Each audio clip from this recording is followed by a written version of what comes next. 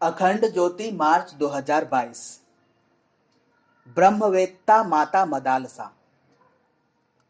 मदालसा परम ज्ञानी एवं ब्रह्मवेत्ता थी। उनकी कथा अद्भुत है।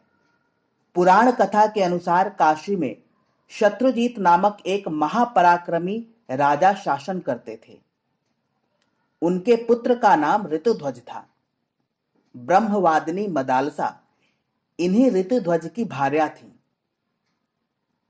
वे विश्ववसु गंधर्वराज की पुत्री थी। इनका ब्रह्म ज्ञान जगत विख्यात है।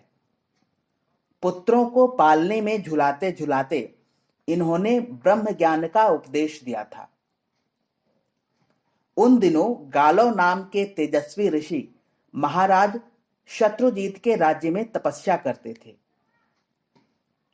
उनकी तपस्या में पाताल केतु नामक एक राक्षस बड़ा ही विघ्न डालता था।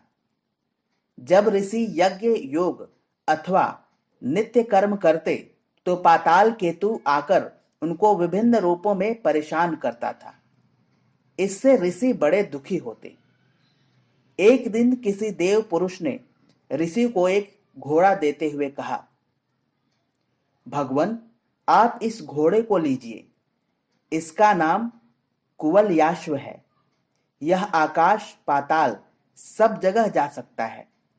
इसे आप महाराज शत्रुजीत के राजकुमार ऋतुध्वज को प्रदान करें। ऋतुध्वज इस पर चढ़कर पाताल केतु तथा अन्यान्य राक्षसों का अंत करेंगे। इतना कहकर वह देव पुरुष चला गया। ऋषि घोड़े को लेकर महाराज शत्रुजीत के समीप आए। ऋषि को अपने सामने उपस्थित देखकर महाराज ने उनका भावपूर्वक स्वागत सत्कार किया और आने का कारण पूछा।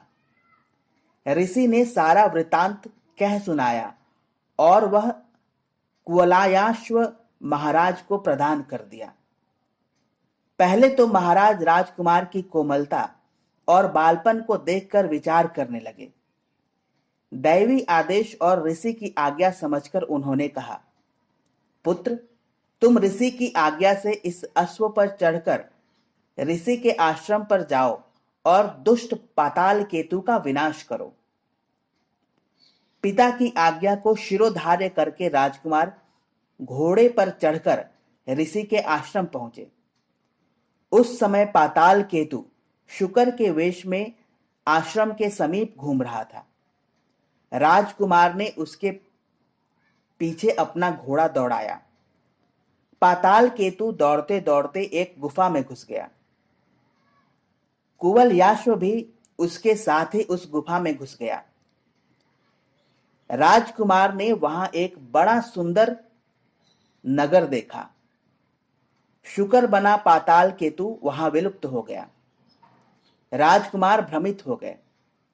राजकुमार गुफा के भीतर ही भीतर चल पड़े। वहां उन्हें एक परम सुंदरी राजकुमारी दिखाई पड़ी। वह निराश और उदास बैठी थी। राजकुमार का उस पर सहज स्नेह हो गया। राजकुमारी की सखी ने बताया, ये गंधर्वराज विश्ववसु की पुत्री हैं। राक्षस इन्हें चुराकर यहां ले आया है और इनके साथ विवाह करना चाहता है, किंतु इन्होंने अपना विवाह राजकुमार ऋतुध्वज से करना निश्चय किया है। राजकुमार ने राजकुमारी को अपना परिचय दिया। नारद जी की सहायता से वही मदालसा और ऋतुध्वज का गंधर्व विवाह हो गया। उन्होंने फिर पाताल केतु का वध किया। मदालसा को लेकर राजकुमार अपनी राजधानी में पधारे। महाराज तथा प्रजा ने कुमार और नववधु का हृदय से स्वागत किया। राजकुमार मदालसा के साथ सुखपूर्वक रहने लगे। एक बार महाराज ने राजकुमार से कहा, पुत्र, तुम्हारे पास कुवलयाश्व है। जाओ राज्य में घूमो। जहां राक्षस हो उनका विनाश करो। दुष्टों को दंड दो। ऋषियों को सुख पहुंचाओ। महाराज की आज्ञा शिरोधार्य करके राजकुमार अपने अश्व पर चढ़कर राज्य में घूमते रहे। पाताल केतु का एक मायावी भाई ताल केतु था। उसने ब्राह्मण का रूप धारण कर छलपूर्वक राजकुमार से एक मणि मांग ली। वह वृद्ध ब्राह्मण के रूप में महाराज शत्रुजीत के राजधानी में पहुंचा। उसने वहां बताया कि कुमार एक राक्षस के साथ लड़ते लड़ते स्वर्ग सिधार गए। इस समाचार से सब लोग बड़े दुखी हुए। मदालसा ने भी अग्नि में प्रवेश किया। पीछे जब ऋतुध्वज आए और उन्होंने अपनी पत्नी की यह दशा सुनी तो वे घोर तप करने लगे। शिव जी की कृपा से कुमार को मदालसा मिल गई और राजकुमार सुखपूर्वक रहने लगे। कालांतर में महाराज शत्रुजीत स्वर्गवासी हुए। ऋतुध्वज का राज्याभिषेक हुआ। उनके 3 पुत्र हुए जिनके नाम विक्रांत, सुबाहु और अरिमर्दन थे। तीनों को महारानी ने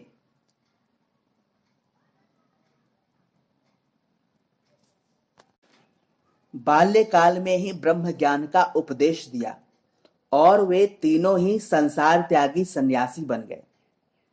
जब चौथे पुत्र अलर्क को भी महारानी ब्रह्म ज्ञान सिखाने लगी तो राजा ने कहा, देवी, इस राज्य को कौन संभालेगा?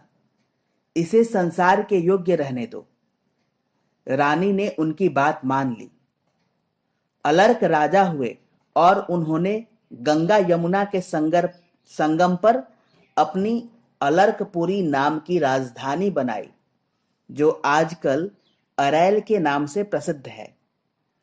मदालसा ने उसे एक उपदेश लिखकर दिया और कहा,